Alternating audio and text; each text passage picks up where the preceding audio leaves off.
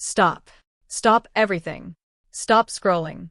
Stop whatever errand was tugging at the back of your mind 2 seconds ago, because somewhere inside a government office in British Columbia, Canada, there is a single piece of paper I want you to think about very carefully for the next 30 seconds. That paper is part of a contract. The contract was signed in March 2023. It commits the province of British Columbia to 15 million Canadian dollars in taxpayer funding in support of Prince Harry's Invictus Games. And the contract contains an appendix, Appendix A. Appendix A is where the actual budget is supposed to live, the line-by-line breakdown showing exactly where every single dollar of public money was intended to go. But that appendix is blacked out.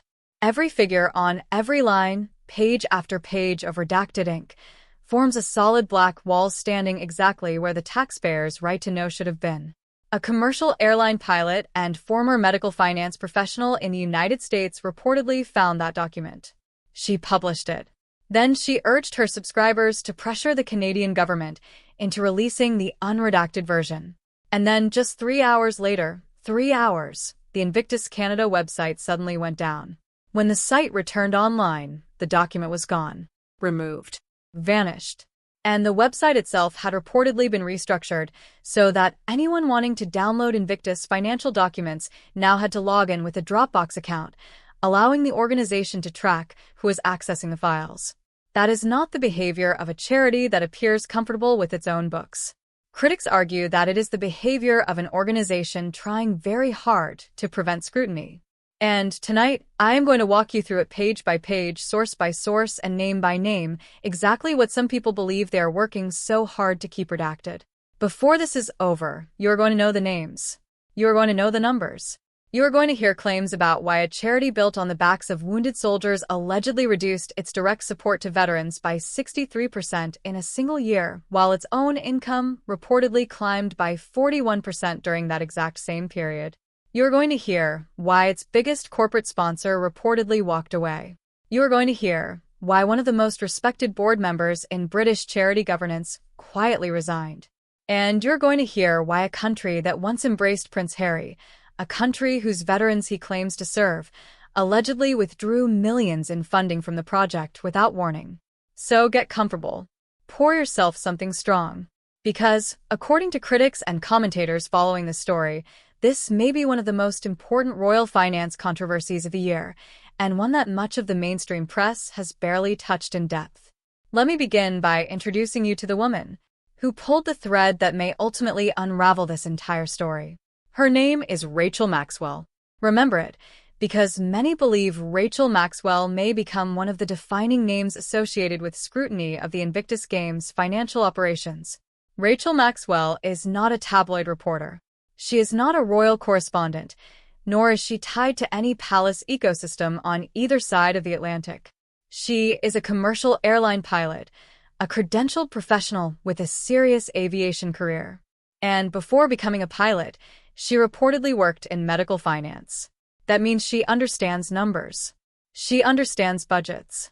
She understands how to read financial statements and identify the precise moments where, critics say, the math stops matching the music. She runs an Instagram account called Montecito Minimalist. She also operates a YouTube channel called Rachel the Co-Pilot. According to her own account, she became interested in this story for one very simple reason.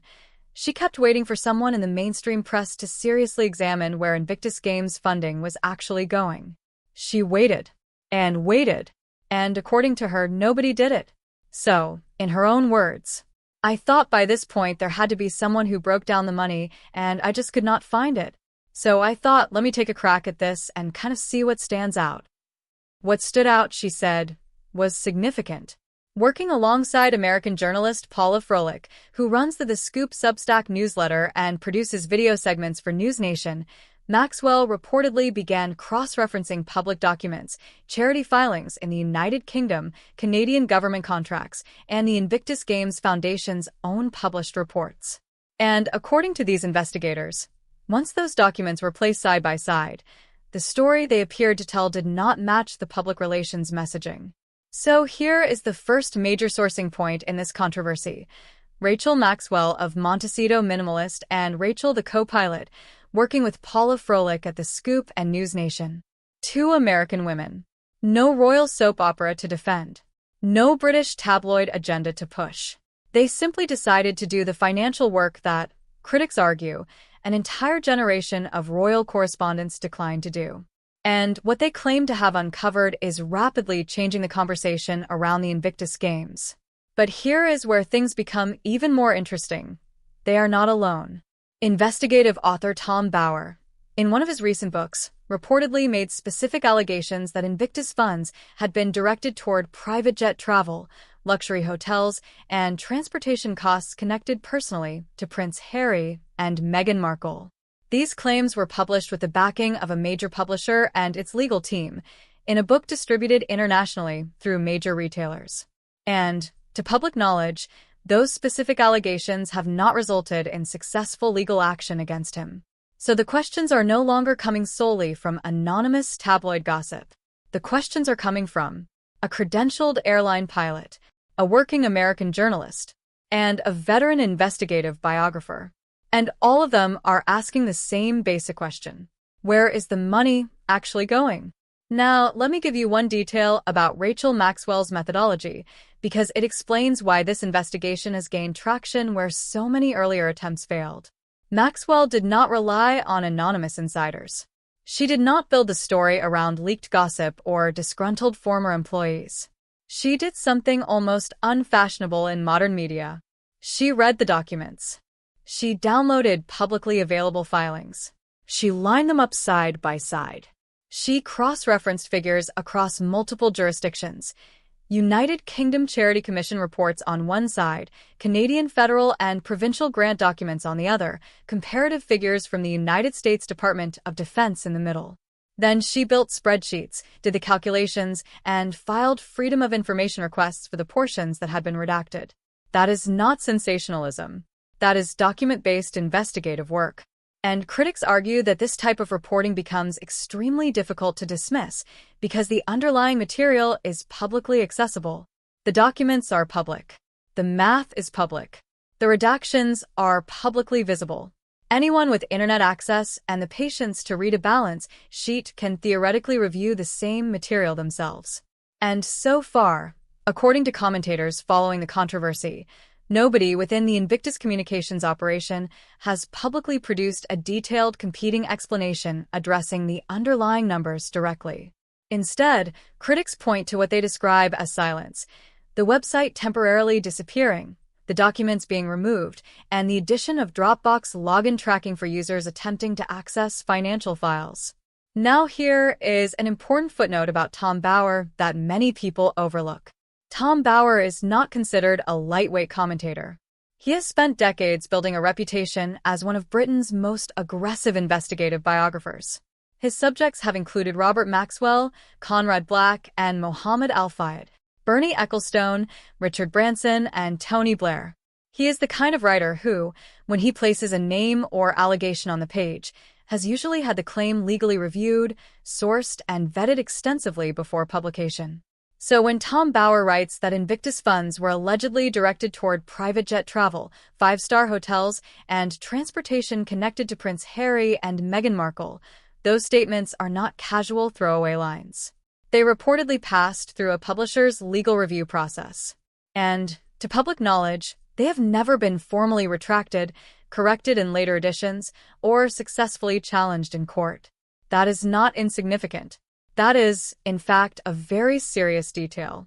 Now let me walk you through the numbers, because this is the section critics believe the official Invictus Communications team would very much prefer people not focus on too closely.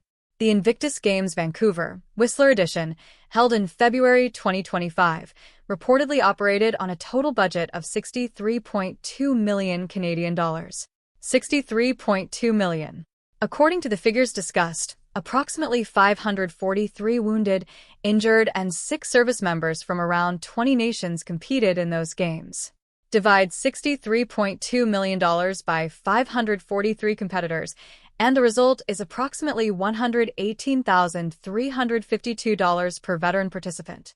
That means the Vancouver, Whistler Invictus Games allegedly cost more than $118,000 for every wounded veteran who walked through the gates and stood on those podiums. Hold that number in your head for a moment. $118,000 per veteran. Rachel Maxwell herself framed the issue bluntly. That is life-changing money.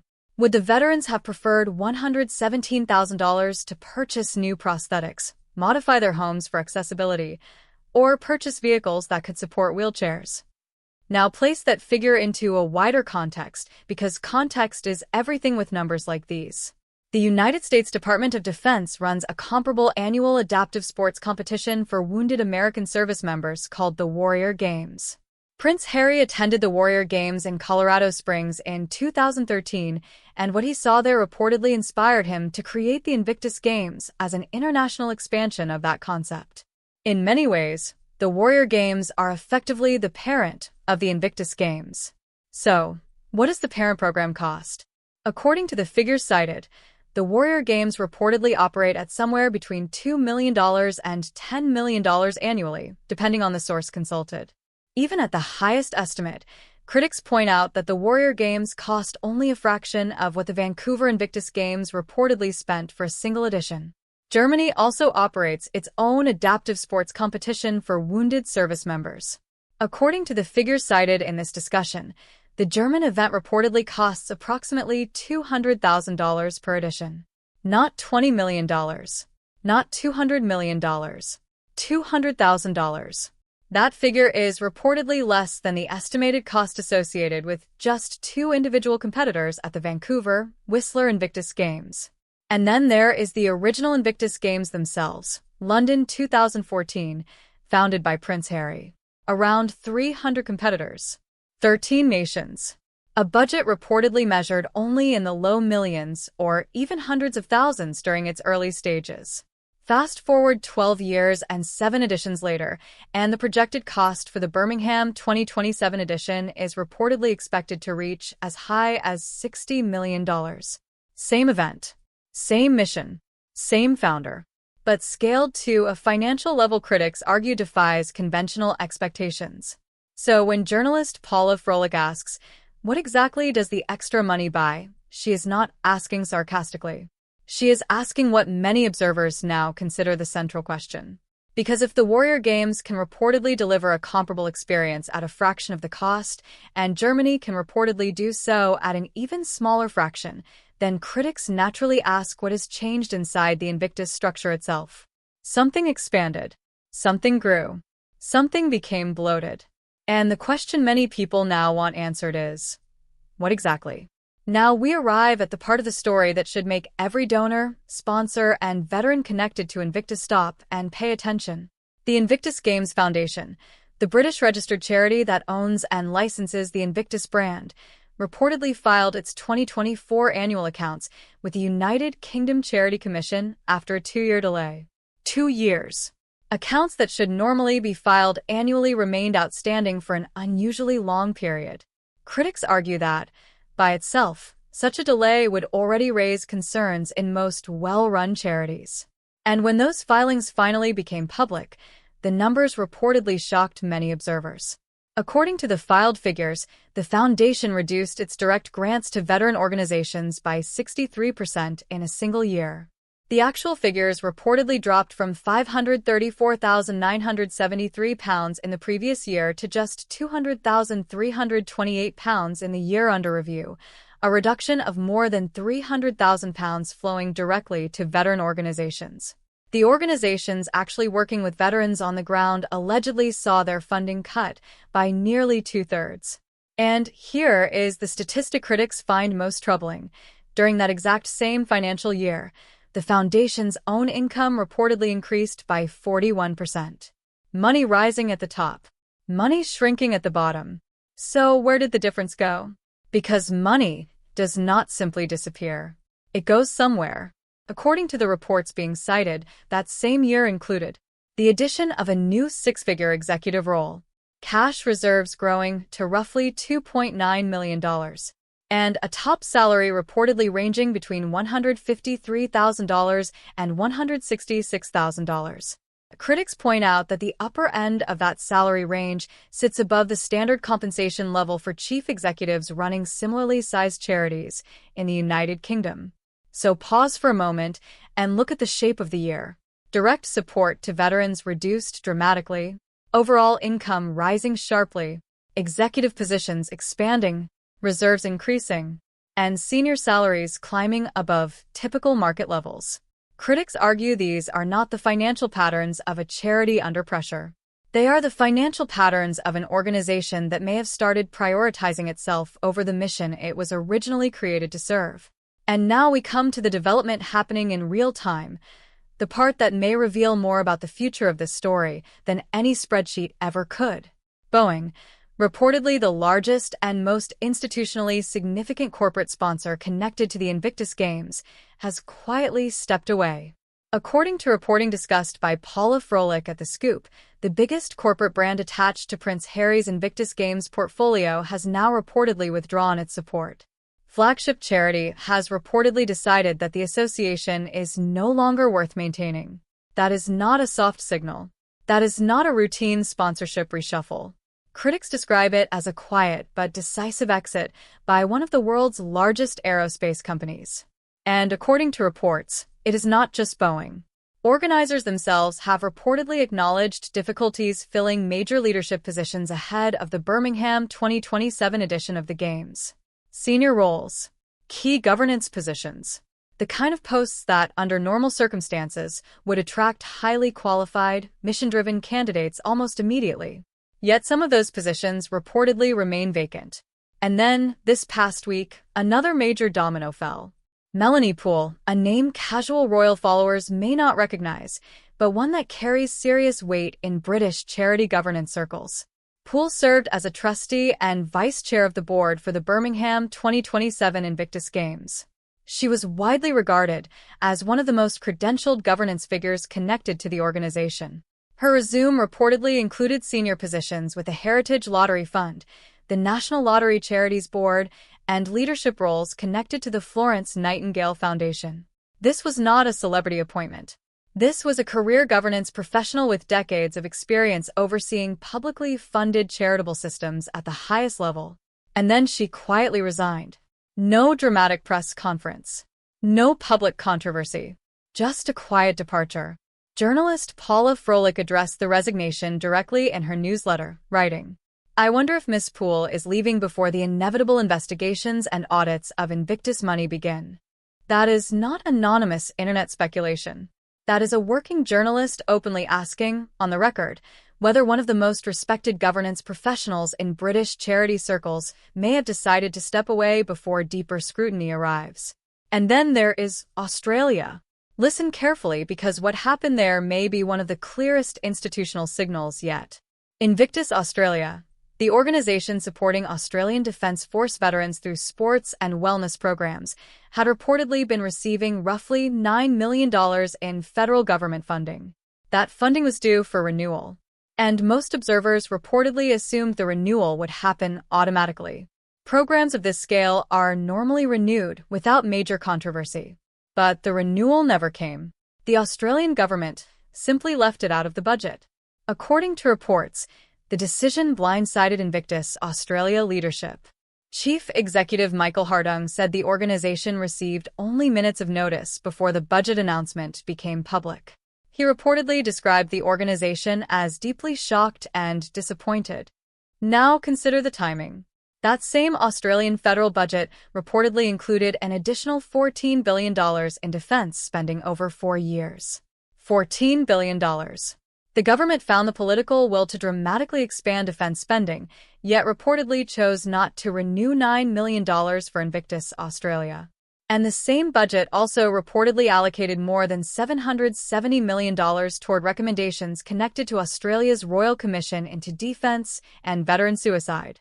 In other words, critics point out that the Australian government remained broadly supportive of veterans, defence, and military mental health initiatives. Just not supportive of Invictus. And many observers believe that sends a message.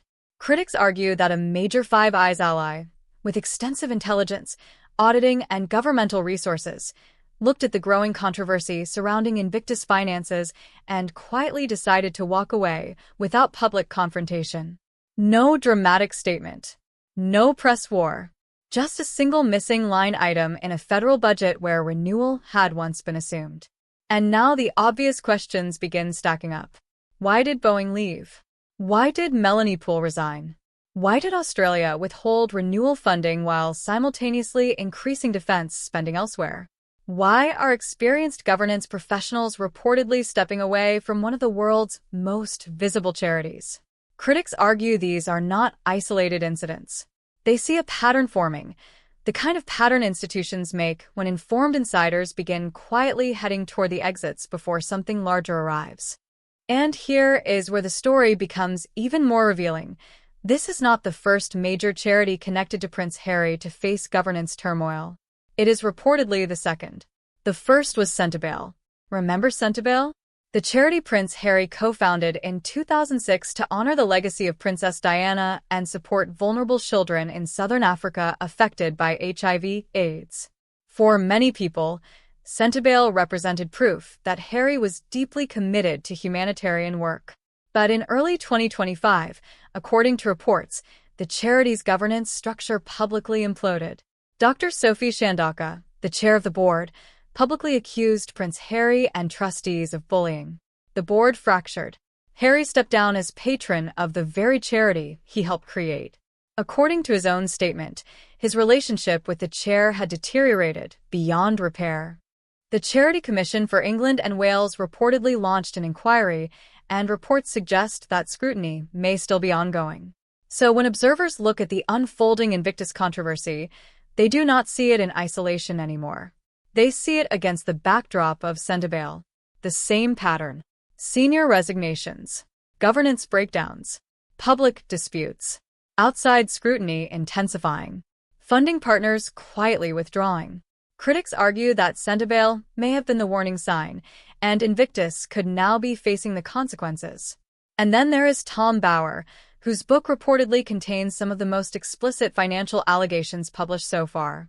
According to the claims in his internationally distributed book, Invictus funds were allegedly directed toward private jet travel, luxury hotel accommodations, and transportation for Prince Harry and Meghan Markle themselves. Those are extremely serious allegations.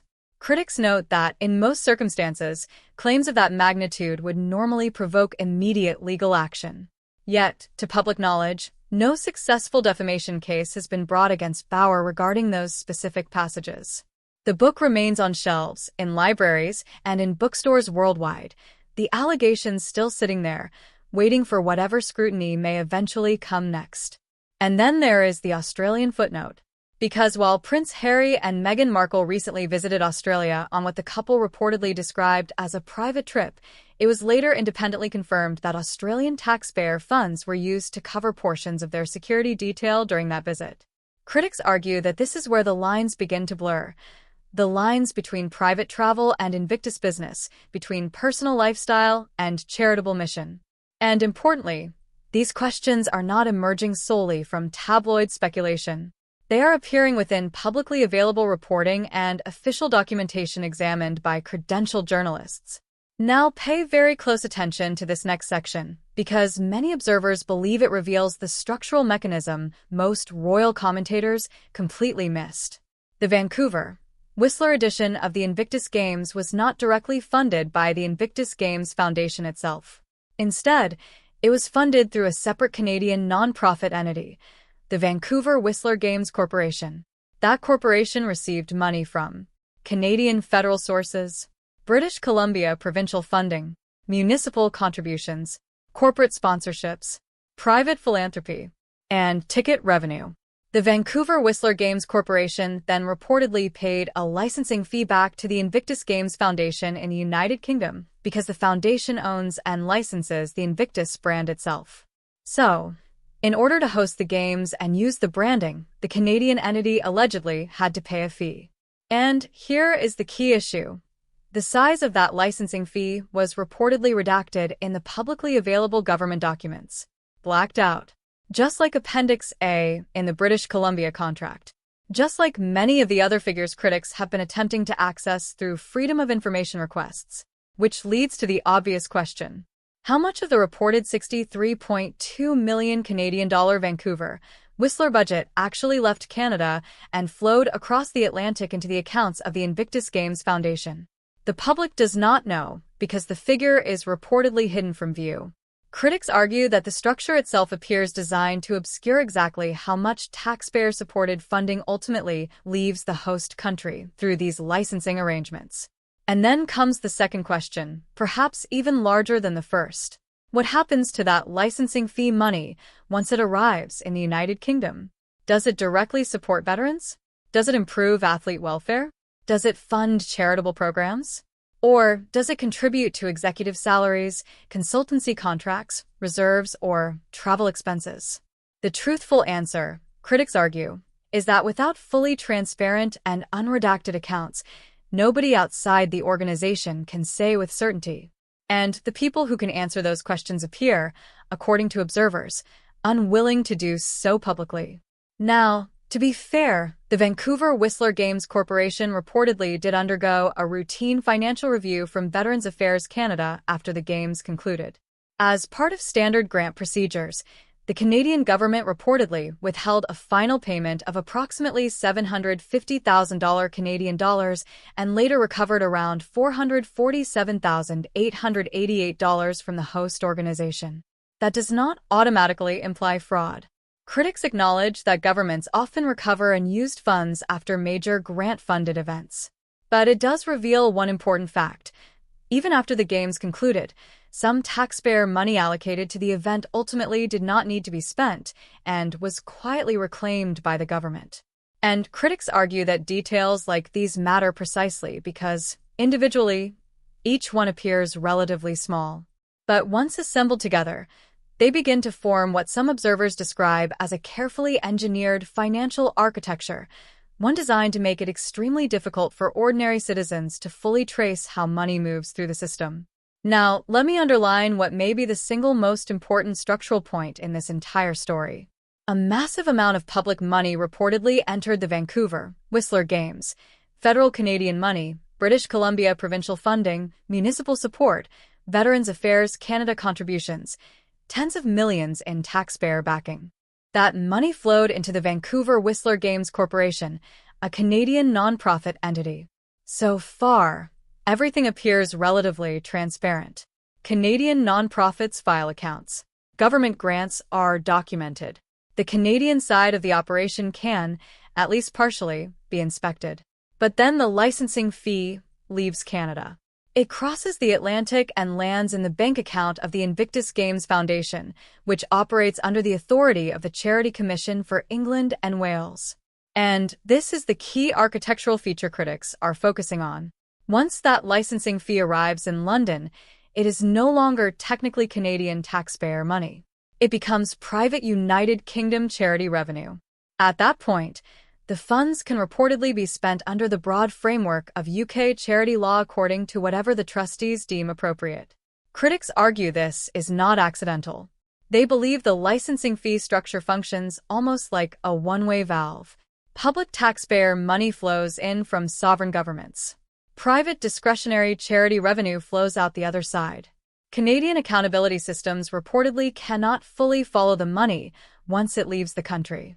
Meanwhile, UK charity oversight sees only incoming charity revenue rather than its original taxpayer source.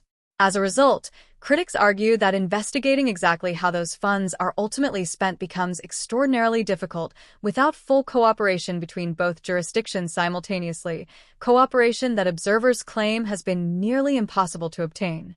And this is why many people now describe the structure as highly sophisticated rather than amateurish. Critics believe whoever designed the licensing arrangement between the Vancouver Whistler Games Corporation and the Invictus Games Foundation understood exactly how the system would function across borders.